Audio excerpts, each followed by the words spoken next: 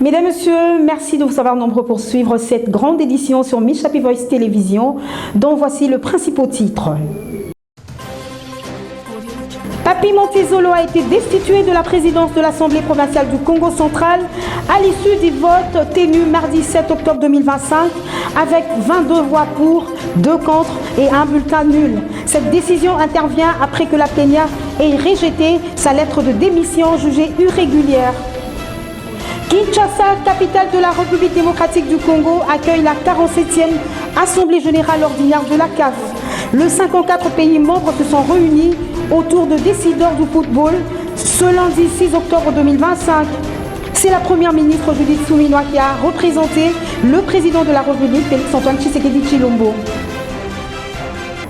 Une fois de plus, merci de votre fidélité sur Miss Happy Voice Télévision. Ouvrons cette édition avec le président de la République, Félix Antoine Tshisekedi, qui a inauguré ce lundi 6 octobre les infrastructures modernisées de l'université officielle de Mbuji-Mayi, un campus désormais décrit comme un véritable bijou au cœur du Kasaï oriental. Commentaire de Christian Chibaka.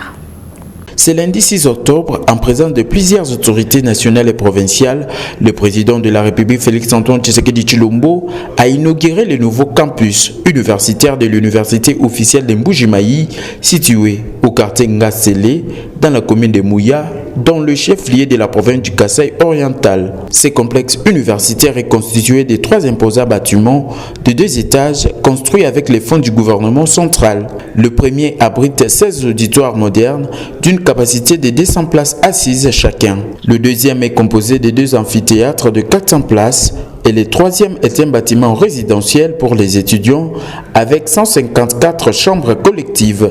En plus de l'aménagement extérieur, le nouveau campus de l'université officielle de Mbuji-Mayi comprend aussi une bibliothèque moderne, une salle informatique équipée, une salle de professeurs et d'autres espaces publics pour enseignants et étudiants.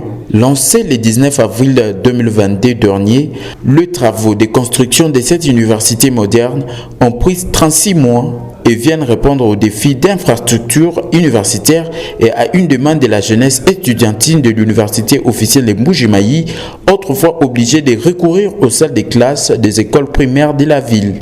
Le recteur de l'université officielle de Mbuji-Mayi, l'abbé Apollinaire Sibaka, a remercié le président de la République pour cet événement historique. Quant à la ministre de l'Enseignement supérieur et universitaire, Recherche scientifique et innovation, elle a annoncé la série d'inauguration de nouvelles infrastructures à travers les pays. Kananga et Bunia disposent aussi d'installations universitaires en attente d'inauguration. Le président de la République a fait le tour du campus et a apprécié la qualité des travaux. Poursuivons cette édition avec la 47e Assemblée générale ordinaire de la Confédération africaine de football qui s'est ouverte ce lundi 6 octobre à Kinshasa par la première ministre Judith Suminwa représentant le chef de l'État Félix Antoine Tshisekedi. Une assemblée qui réunit 54 fédérations africaines sous la présidence de Patrice Motsepe, président de la CAF. On écoute la chef du gouvernement Judith Suminwa.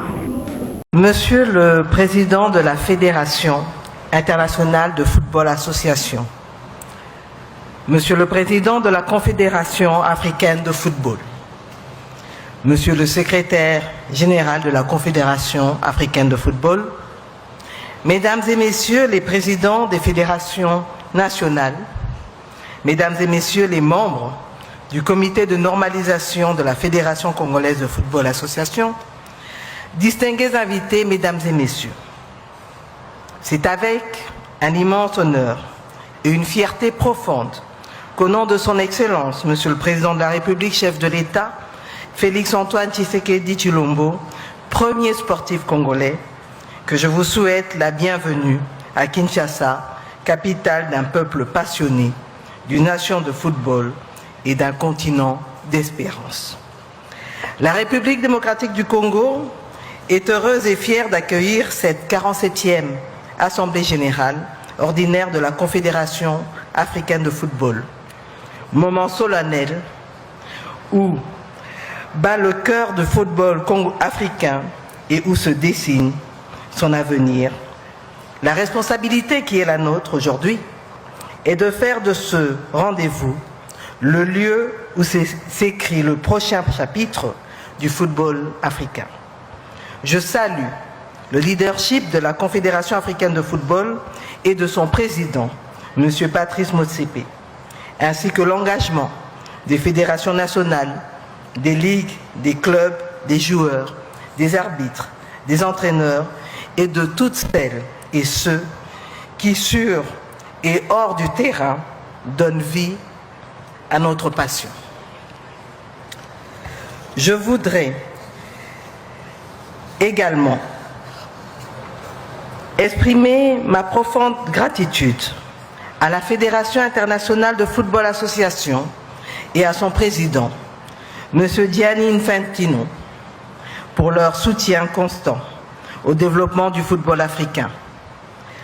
Par vos efforts en matière de gouvernance, vos investissements dans les infrastructures, la formation des cadres, ainsi que la promotion du football féminin et des jeunes, vous contribuez à élever nos standards et à ouvrir de nouvelles opportunités à nos talents.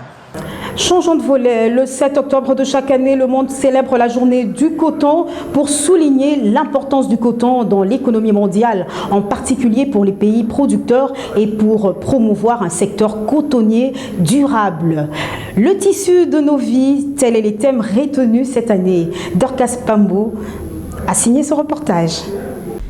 Célébrer le 7 octobre de chaque année la journée mondiale du coton avec comme thème le tissu de nos vies.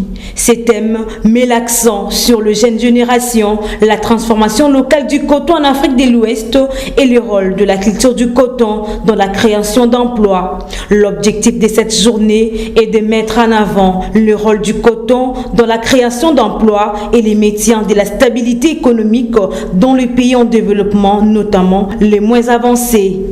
En outre, le coton est une culture importante produite dans plus de 75 pays sur 5 continents. Et la RDC, qui était autrefois un pays important pour la production des cotons en Afrique francophone. Mais hélas, des initiatives sont en cours pour relancer cette culture afin de soutenir l'industrie textile, d'autant plus que le coton est crucial pour l'économie d'un pays car il génère de revenus d'exportation importants, contribue significativement au produit intérieur brut, crée des emplois pour des millions de personnes et stimule le développement de chaînes de valeur locales. Eh bien, parlons de ce qui défraie la chronique de l'actualité en province, direction Congo central. Le bureau d'âge a organisé la plénière ce mardi 7 octobre pour examiner les pétitions visant le membre du bureau de l'Assemblée provinciale du Congo central. Bien avant la plénière, le président de cet organe délibérant, Papi Montezolo, a démissionné de ses fonctions, y compris son vice-président. Papi Montezolo est destitué de son poste. Des députés ont voté pour, 2 contre et un bulletin nul. La plénière a estimé, au regard de sa correspondance, qu'il avait mal adressé et devait être renvoyé au président du bureau d'âge et non au directeur de l'administration. Suivez. Le bureau d'âge de l'Assemblée provinciale du Congo central était installé par le directeur de l'administration provinciale lundi 6 octobre. Ce bureau va présider les élections des membres du nouveau bureau. Il s'agit de Jean Landu Kinsongo, 71 ans, Omega Mbadou, 30 ans, et Gulit Mbenza Seke, 39 ans. Aussitôt installé, Jean Landu Kinsongo, président du bureau d'âge, a convoqué une plénière ce mardi 7 octobre. Les pétitions qui ont été enregistrées, c'est triste lorsqu'on est dans une assemblée, qu'on soit obligé toujours de choisir les associations auxquelles nous pouvons faire.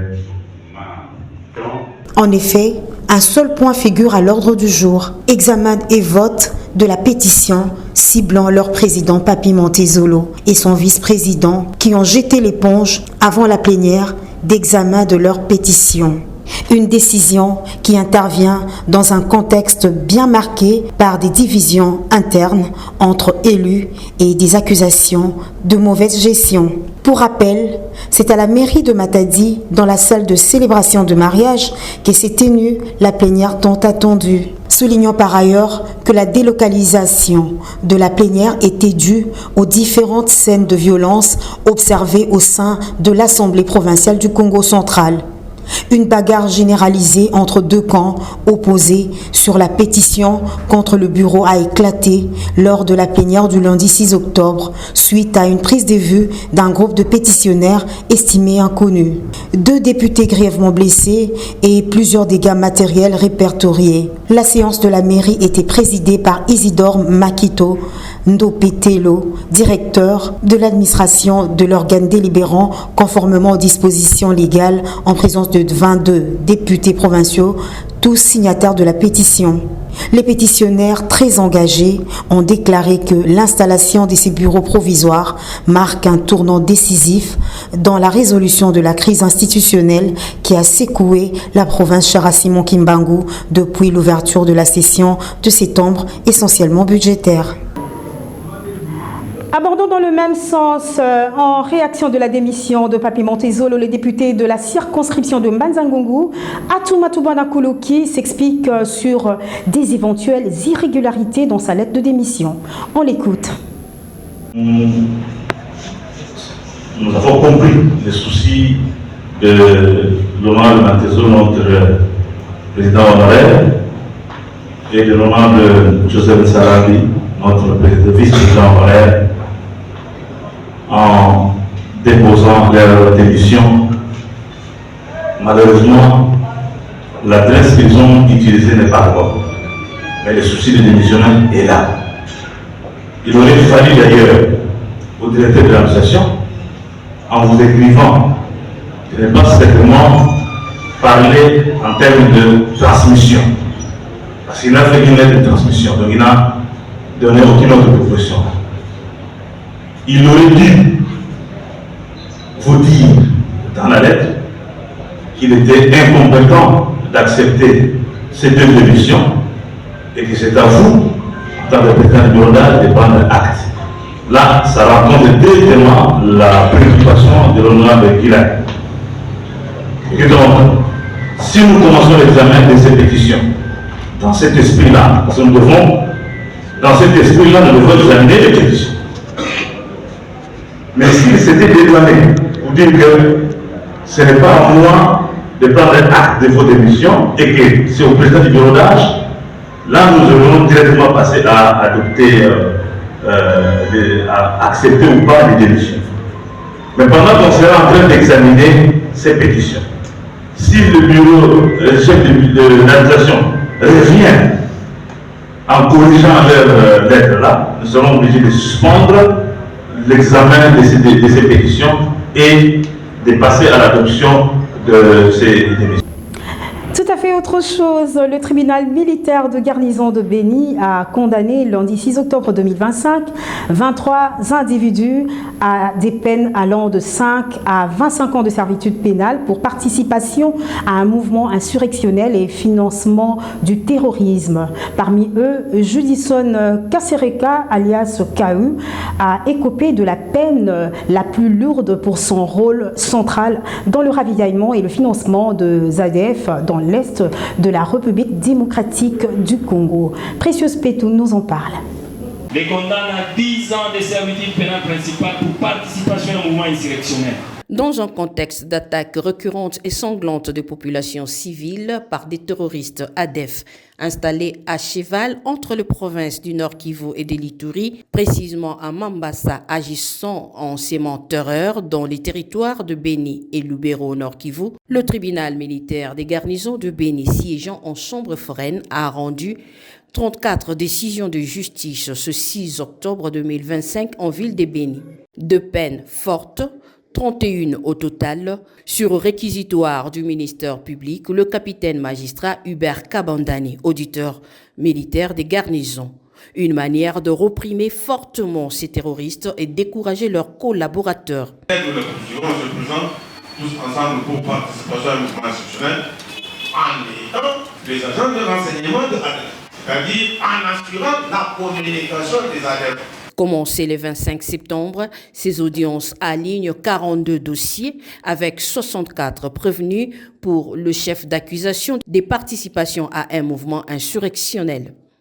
Le lieutenant-colonel Guignembo, président du TMG, dit le droit. Par conséquent, acquitte le prévenu Boken Mohamed Ali, condamne la prévenue Massika Riziki Diamungu à 15 ans de servitude pénale principale pour participation au mouvement insurrectionnel. Condamne la prévenue Maria Mousseni Marie à 15 ans de servitude pénale principale pour participation au mouvement insurrectionnel. Condamne le prévenu Kassereka Katrissa Gilisson alias Kaou à 20 ans de servitude pénale principale pour financement du terrorisme. Ces défenseurs judiciaires saluent la sentence. Nous devons nous comporter en Congolais, que ce n'est pas bon de travailler ou de collaborer avec les inciviques. S'il faut on est attrapé, la justice est là pour dire les derniers mots. J'estime que le tribunal a dit le droit parce qu'il y a ceux qui ont été acquittés et ceux qui ont été condamnés. À mon niveau, je pense que le tribunal a dit son droit. Téné, 42 dossiers alignés avec 64 prévenus, 31 condamnations de peine allant de 5 à 20 ans, 8 acquittements. Le tribunal militaire garnison de Béni s'est déclaré non saisi pour un cas de vice de procédure. Le gouverneur militaire du Nord Kivu, le général-major Somo Kakule Evariste, a effectué une visite officielle à l'usine Brassimba de Béni. Cette descente visait à s'imprégner du processus de production et à apprécier la contribution de cette entreprise brassicole au développement économique de la région. Une fois de plus, Précieuse Pétou. Au Nord Kivu, le gouverneur militaire, le général-major Somo Kakule Evariste, a effectué une visite officielle à l'usine Brassimba de Béni, un fleuron de l'industrie brassicole dans l'est de la République démocratique du Congo. Accueilli par le responsable de l'entreprise, le gouverneur a parcouru les différentes installations de production, découvrant un site moderne où tradition et innovation s'y rencontrent pour garantir la qualité des boissons produites localement. Cette visite visait à saluer le dynamisme de Brassimba, acteur clé du développement économique régional, et à encourager la collaboration entre les secteurs industriels et les autorités provinciales pour stimuler l'emploi et renforcer l'investissement à Béni. Je suis content de voir que nous avons ici avec nous une usine de cette ampleur où les normes de sécurité sont combinées avec, n'est-ce pas, les normes environnementales et que vous continuez à améliorer au jour le jour. Et je peux que vous encourager, ainsi que tous les groupes Castel, pour que vous continuiez à investir comme vous le faites en province de Montpellier. Nous allons aussi faire de notre mieux pour vous accompagner de tout ce que nous le pouvons. Des violents affrontements ont opposé lundi 6 octobre les forces armées de la République démocratique du Congo, FARDC, et les mouvements AFC M23 dans la forêt de Kibanda-Mangobo au territoire de Chabunda, dans le sud Kivu, appuyé par les combattants Wazalendo. Les troupes loyalistes tentent de repousser l'avancée rebelle soutenue par l'armée rwandaise dans une zone stratégique riche en minerais. Suivez. Au cœur de la forêt de Kibanda-Mangobo, dans les territoires de Chabunda, les combats s'y sont intensifiés entre les FARDC et le mouvement de l'AFC M23. Depuis le week-end dernier, les troupes loyalistes épaulées par le combattant Wazalendo opposent une résistance farouche face à deux attaques coordonnées appuyées par l'armée rwandaise.